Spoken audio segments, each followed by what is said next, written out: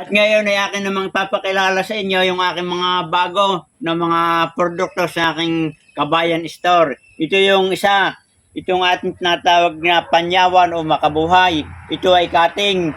Yan.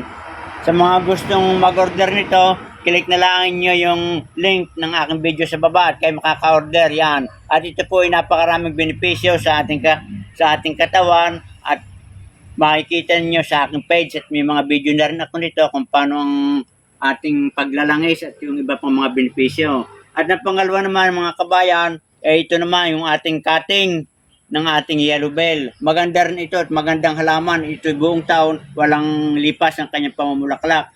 Yan, sa mga gusto din mag-order ng cutting, ay available din kay Kabayang Money. Click na rin nyo yung link sa baba ng aking video at kayo makaka-order. At ito naman yung ating natawag na seedling. Kung gusto nyo yung seedling, ito meron din itong ating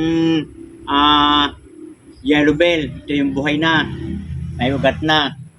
At ito naman yung ating pangatlo, itong ating garlic vine. Yan, ito mga kabayan. Ayan, ito yung ating cutting ng garlic vine. O sa mga interesado at gustong magkaroon ng koleksyon ng halamang ito, napakaganda na ito. Ito yung pangtaboy ng mga body spirit at napakaganda ng kanyang bulaklak at kulay violet.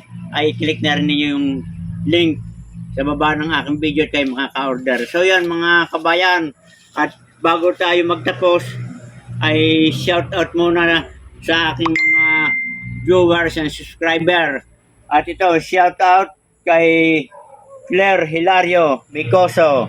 Shout out din kay Talia Margaret, Maria Endainrile, Trimmer Chavez, Joy Franco, Gregory Borky, at Alice Bellon. At gayon din kay Cecil Oresa. At shout out din kay Cristita Mortega Briones. Yun din, shout out kay Imelda Medrano, Loretta Bathan, at gayon din kay Edita S. Vicente.